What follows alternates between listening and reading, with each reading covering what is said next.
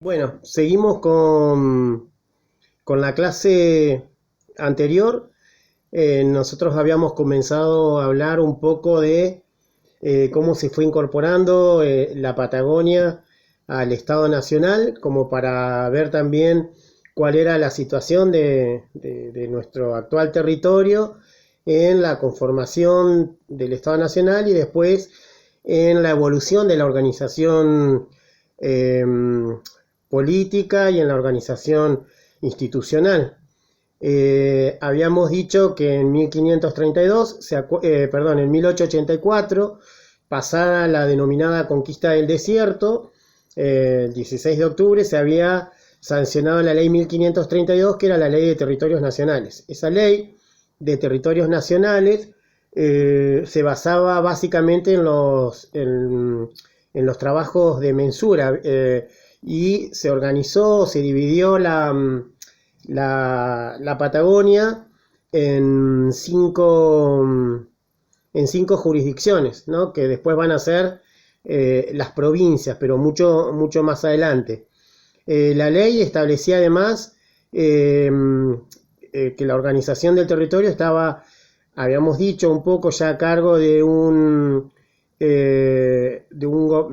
gobernador que era puesto por el Poder Ejecutivo Nacional, de un poder legislativo, y recién, si había poblaciones de más de 30.000 habitantes, habíamos dicho que elegían al juez de paz, ¿no?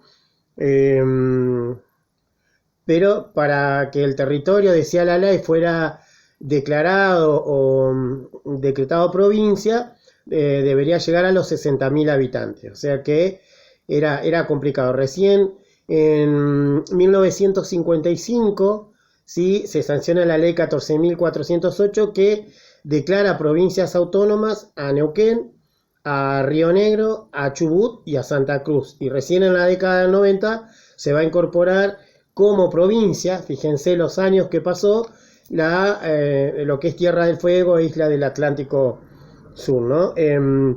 Cada provincia, según lo que dice nuestra Constitución Nacional en el artículo 5, como quinto para organizarse, tiene que tener su propia constitución. Las provincias patagónicas tuvieron su propia constitución recién en 1957, ¿no? Esto era un poco como para entender la organización político-institucional. ¿Qué pasaba con nuestros pueblos? Fíjense que la provincia fue recién en 1955. Eh, Jacobasi, por ejemplo, primero se llamó, habíamos dicho, en 1916 Guagualnilleo, cuando fue la llegada, digamos, del ferrocarril, lo que se denominó Punta de Rieles, y recién en 1925, bajo la presidencia de Alvear, es denominado ingeniero Jacobasi, en honor, como habíamos dicho, al ingeniero que dirigió la obra de esta línea ferroviaria. Uno de los objetivos de la Ley de Fomento de Territorios Nacionales era precisamente la construcción del ferrocarril. El ferrocarril estaba, para esta época, llegaba hasta lo que es Carmen de Patagones, Viedma. ¿Se acuerdan que habíamos hablado de los fortines? Quedaba, bueno, extender y la construcción del territorio, de los ferrocarriles, de la línea ferroviaria desde San Antonio hasta lo que se denominaba Nahuel Huapi, ¿no? Hasta el lago Nahuel Huapi, que es lo que hoy conocemos con el nombre de San Carlos de Bariloche.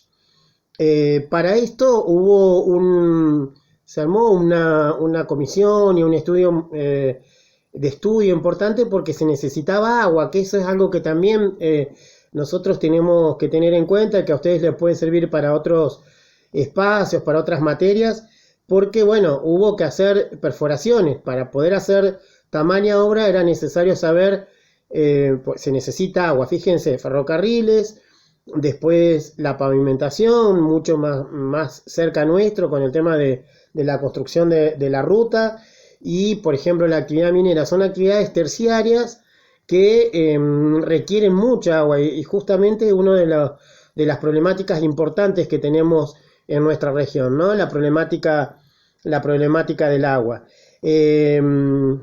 Bueno, y en función de las perforaciones y de los estudios que hizo Bailey y Willis, es que se diseñó, digamos, la ruta del ferrocarril y que va a seguir a lo que después fue la ruta, se llamó la Ruta Nacional 23, ¿no? Las obras comienzan desde más o menos alrededor de 1909. El ferrocarril llega a Balcheta desde San Antonio a Balcheta, y recién en 1916 llega a lo que se conocía como kilómetro 448, que es Huahualnilleo, que es nuestra actual localidad, ¿no? Y recién en 1922 va a llegar a Bariloche y se va a tener, digamos, como la culminación definitiva en 1922 comienza, perdón, como a finalizarse. Igual demoró mucho menos que la Ruta 23, que aún no se termina, y fíjense que han pasado gobiernos.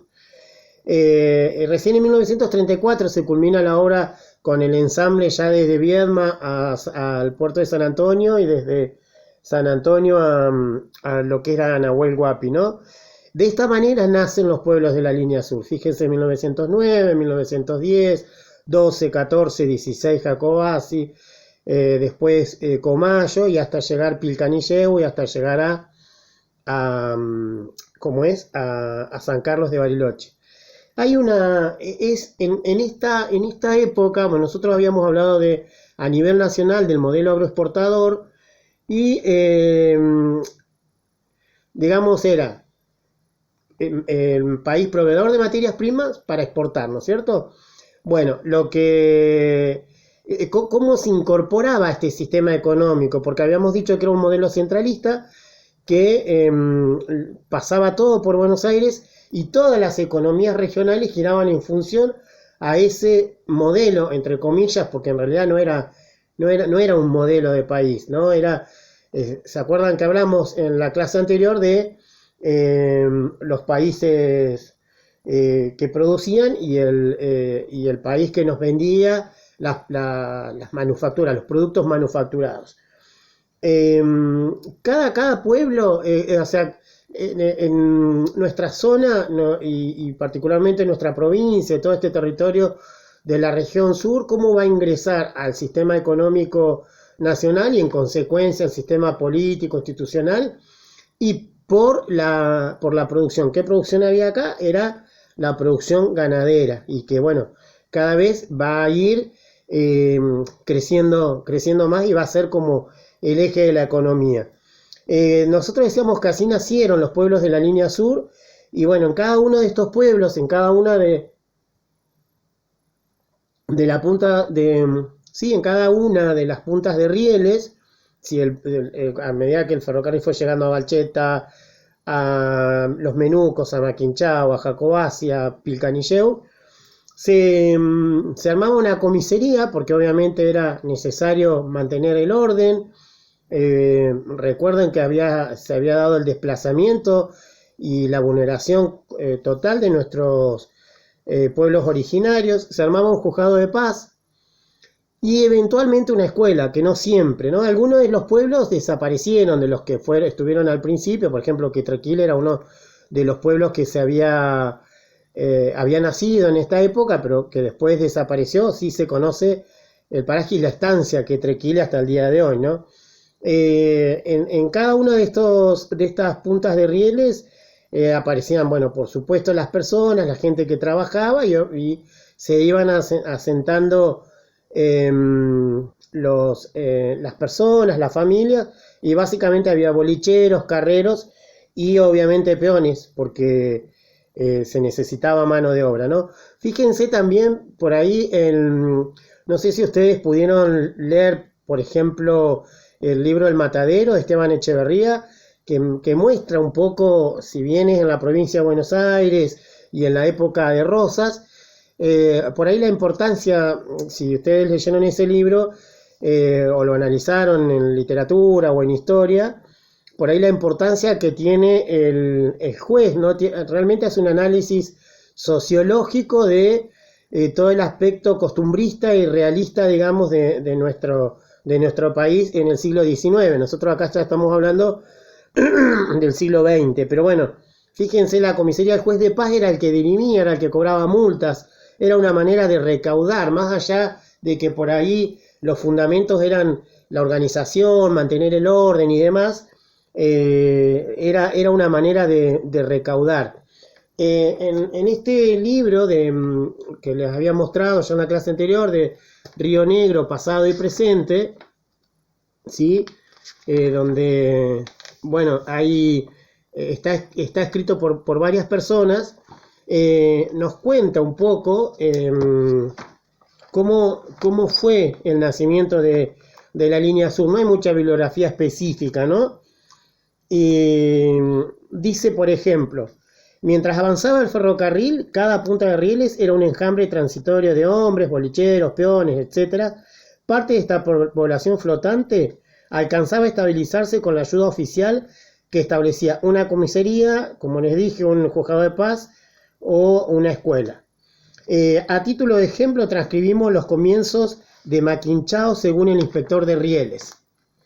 Y decía, el informe del inspector de rieles de ese momento decía: más tarde, cuando se inicia la construcción del ferrocarril de San Antonio al Nahuel Huapi, comenzó una nueva era de prosperidad para aquella región, porque la gente trabajadora que antes se abstenía de ir a poblar en tan apartado paraje, la concurrencia de los nuevos pobladores aumenta a medida que avanza el camino de hierro, es decir, el ferrocarril, hasta que cuando llega a la punta de riel a Maquinchao, el ingeniero jefe de la construcción, viendo la importancia pastoril de la región e inspirado en un alto sentido práctico, aconseja la creación de una estación ferroviaria en aquel punto. ¿Ven? O sea, por ahí es algo sintético, sencillo, pero muestra cómo se fue poblando, cómo se fueron estableciendo en tanta ruralidad los asentamientos que después van a ser urbanos para la concepción nuestra actual y que tienen mucho que ver para el análisis desde la sociología rural, ¿no? Fíjense, continúa el relato y dice: entonces se comienza a construir las primeras viviendas que son de zinc y se hacen para albergar a los obreros y empleados de la construcción. También se instala un almacén, proveeduría, para surtir al personal de trabajo, y enseguida algunos empleados ahorrativos ponen un boliche. Y también llega el primer turco con su cajón de baratijas, y con esos elementos comienza la vida comercial del actual pueblito de Maquinchao. Bueno, esto es un registro que hay, ¿no? Pero bueno, así nacieron nuestros pueblos de la línea sur. En realidad acá también, por ejemplo, dice que hay un mal manejo de la tierra pública que hizo que parte de la tierra, obviamente, cayera en manos de especuladores, y mucho costó corregir en parte esos abusos. En realidad, hasta el día de hoy no se han corregido todos, ¿no? Por ejemplo, dice: Balcheta había sido asiento de familias indígenas tras la campaña del desierto, o sea que se habían venido corriendo. ¿Se acuerdan que había llegado a Cholechuela, a General Roca? Tras la campaña, 77 familias, para ser precisos, la poblaron en 1886, ¿no? Digamos que después, obviamente, fueron avasalladas, pero después recién, después de 1910, comienza a crecer Balcheta como centro poblado, para no decir centro urbano directamente. Nosotros habíamos dicho recién que en el año 1916 llega el ferrocarril al kilómetro 448, que era el paraje denominado Huahuel-Nilleu, que es lo que hoy es Jacobasi, y en 1920 Jacobasi tenía, según lo que reza Héctor Daniel Rey, que es un escritor, en 1920 había 300 habitantes en Jacobasi, 138 argentinos, 51 españoles, 81 turcos y 22 chilenos. En esta zona se advierte la presencia de estancias que cumplen un papel poco estudiado. Seguramente concentran la riqueza, al mismo tiempo que introducen innovaciones técnicas y refinamientos raciales en la explotación del ovino. ¿Sí? Bueno, digamos, ¿qué nos dice esto? Nos va diciendo por ahí cómo se fue organizando el entramado social, el entramado económico, cuál fue la relación. Fíjense la población que dicen y que hay documentación que se asentó en esta zona, y es una zona de meseta, de inviernos muy crudos, pero sí era una tierra apta para el ganado ovino y se habían asentado. Eso favoreció también la instalación de comerciantes, dicen boricheros, o ahí llega el turco con sus baratijas, porque en realidad le permitía tener mucha ganancia, o sea, traer la mercadería desde Buenos Aires a esta zona, llevarle a la gente que está o en los centros poblados o en alguna estancia o en el campo, hacía que se encareciera obviamente el producto, y la ganancia era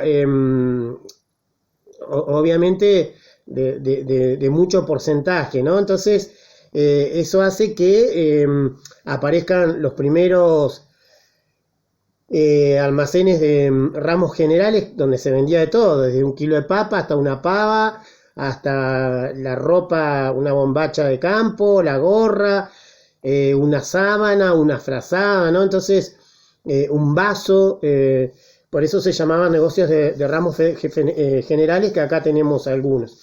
Generalmente en nuestra zona, quienes se asentaron o se dedicaron a la actividad rural, a la actividad ganadera, que compraban la lana, que iba obviamente cada vez en crecida, digamos, en cuanto al costo, se dedicaron también a la actividad comercial, ¿sí? Por eso, por ahí, esta bibliografía hablaba concretamente de alguna cuestión específica de la ganancia que tenían los bolicheros, digamos, ¿no? En esta época nosotros estábamos hablando, según lo que tenemos de la primera clase, del modelo agroexportador, y que decíamos que iba a durar hasta 1930. En esta época nosotros tenemos, en 1914 se declara, que solo ustedes lo saben por historia, la Primera Guerra Mundial. Va a durar unos años. No afecta completamente a la zona. Sí, puede ser que mucha gente, algunos de los pobladores que se fueron asentando venían como corridos de la devastada Europa, por ejemplo, ¿no? Y se fueron asentando en estos territorios. El ferrocarril juega un rol fundamental porque era de comunicaciones, de transporte, ¿no? De carga, y lo que significó cada llegada, cada punta de rieles establecía un centro poblado, ¿no? Nosotros tenemos en nuestro país hasta 1930 digamos, una organización política y económica que en 1930 se da el primer golpe de Estado en nuestro país. Los militares, con ayuda de civiles, obviamente, derrocan a Hipólito Yrigoyen, y en nuestro país se estaba sintiendo el impacto que tuvo la crisis de Wall Street de 1929, que también ustedes la han estudiado seguramente en otra materia, y decíamos en la clase anterior que a partir de 1930 y hasta 1973 se da lo que se denomina el proceso de industrialización por sustitución de importaciones, que además hablábamos de alguna otra cuestión específica que tiene que ver con organización institucional, cambios, ¿no? ese tipo de cuestiones. Nosotros habíamos tenido hasta la Primera Guerra Mundial una dependencia de Gran Bretaña por la hegemonía que tenía ese país a nivel mundial, y después va perdiendo el poder, digamos, la hegemonía, y se va a dar la supremacía de Estados Unidos, ¿no? Que ya comienza a operar, digamos, fuertemente a nivel mundial. ¿Por qué es importante esto? Porque para nosotros poder analizar la cuestión rural, las transformaciones agrarias que ha tenido el país, siempre tuvo relación con los paradigmas, con la globalización, con lo que pasaba a nivel mundial, ¿no es cierto? O sea, fíjense, en la parte que veníamos hablando, nuestro país se incorpora como productor de materias primas, necesita, ¿qué va a exportar? Carne, lana, de nuestra zona, ¿no? Otras cuestiones de otras regiones. Entonces todo se organizó, ferrocarriles, rutas, lo que se fueron organizando en función de confluir en Buenos Aires para que pueda ser exportado por el puerto de Buenos Aires, ¿no?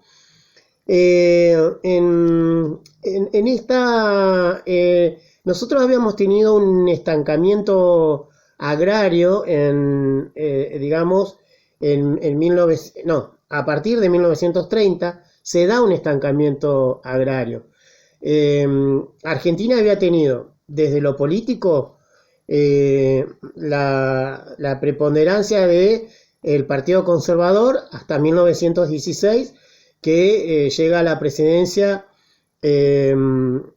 Hipólito Yrigoyen. Después representaba a la Unión Cívica Radical, los conservadores eran los del Partido Autonomista Nacional, y Hipólito Yrigoyen de la Unión Cívica Radical se divide entre la Unión Cívica Radical del Pueblo, y después llega Alvear, ¿no? Que va desde 1922 a 1928, que era de tilde más conservador. En 1928 regresa, es electo otra vez Hipólito Yrigoyen, pero bueno, es derrocado en 1930. Y en esta es la década, la llamada década infame, 1900, donde vuelve el Partido Conservador, vuelve el fraude, vuelve la corrupción, ¿sí?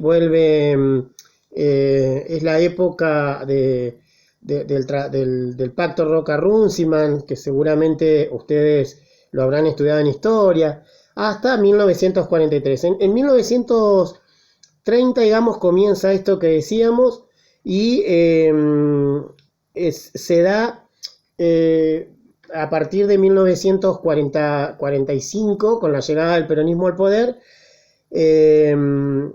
una transformación del agro, ¿no?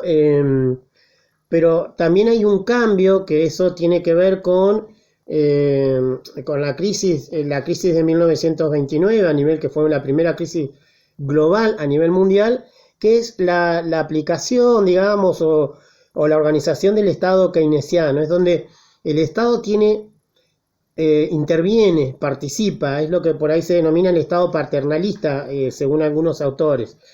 Y va a ser un Estado que va a intervenir en la economía, ¿no? ¿Cómo va a intervenir, por ejemplo, el Estado en lo referente a lo nuestro, ¿no? A la zona rural, al agro? Con la creación de las juntas. Por ejemplo, en 1933 se crea la Junta Reguladora de Granos. En 1933 también la Junta Nacional de la Carne. Aparecen las cooperativas de comercialización de productos agrarios, y bueno, esto que se fue generando en la década del 30, a partir de 1945 obviamente tiene un cambio profundo. Se crean organismos también, hay dos planes quinquenales que apuntan, está la sanción del Estatuto del Peón Rural. Como que hay una mirada hacia lo rural, y se visibiliza en cierta manera el reclamo de los trabajadores rurales. En 1956 se crea el INTA, que es el Instituto Nacional de Tecnología Agropecuaria, y que obviamente esto tiene que ver con la tecnificación y el mejoramiento agrario, ¿no? Y digamos la promoción de la mejora del ámbito rural. Y después, bueno, en 1955 se produce un golpe de Estado que derroca al gobierno de Juan Domingo Perón, y ahí comienza una época de vaivenes, digamos, desde lo político que van a tener que repercutir. ¿Por qué? Porque obviamente los gobiernos planifican las políticas públicas, y las políticas públicas van a ser acciones concretas para el trabajador, para el empleado público, para el peón rural, para el empresario rural. Nosotros, la idea de, por ejemplo, este resumen sociohistórico es un poco como para entender después la estructura social agraria, y bueno, necesitamos saber quiénes son los actores, quiénes fueron los actores, cómo evolucionaron esos actores, y por eso estamos haciendo este repaso, y ustedes lo van a sintetizar después en un pequeño trabajo, ¿no? En 1973, digamos que podemos decir que a nivel nacional, a nivel global, digamos, se da la aparición del neoliberalismo. Hay un cambio en el paradigma productivo, hay, digamos, como que se deja de lado, digamos, la política agraria. Y bueno, vamos a llegar después, por supuesto, a la década del 90 con el neoliberalismo carnal, que va a significar la desindustrialización de la economía total. Obviamente se va a dar la crisis del campo, hay una caída en el precio de la lana, ¿no? Y a partir del 2002 se va a dar lo que es el boom de la soja, que les voy a dar un pequeño trabajo para que ustedes investiguen sobre eso. Obviamente hay una mirada, el paradigma es diferente, que en uno de los artículos que ustedes trabajaron en la introducción a la materia se hablaba de Costa de Marfil, y que tiene que ver precisamente con esto. El boom de la soja se da es una actividad agraria concretamente bajo la lógica del agronegocio, ¿no? Ya la agricultura no está vista como para la producción, como que se deja, la agricultura va a dejar de producir alimentos, y va a producir commodities, ¿no? Y que van a afectar a qué. Primero, la soberanía alimentaria, que es fundamental, que ahora los gobiernos quieren regresar a eso. Y por otro lado, la parte de la seguridad, la contaminación con agroquímicos, ¿no? Perjudicar a la salud y al medio ambiente, al ambiente mejor, no se dice más medio ambiente.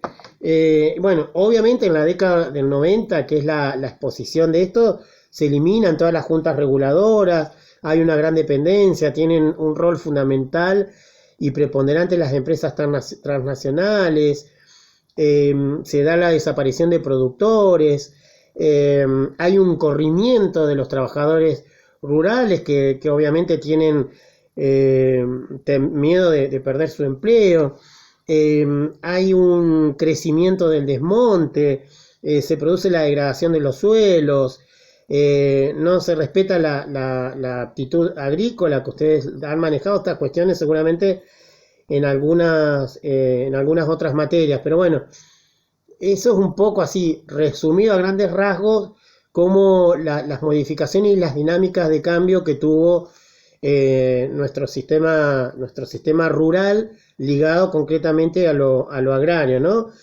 Y en 2008, que después, bueno, en el trabajo ustedes van a investigar un poquito sobre eso, eh, se va a dar el conflicto agropecuario muy fuerte, que es ya en el gobierno de Cristina Fernández de Kirchner, con Julio Cobos como vicepresidente. Se da el debate por la resolución 125, que tenía que ver con las retenciones, y bueno, se da un conflicto con los actores importantes que, digamos, representaban al campo.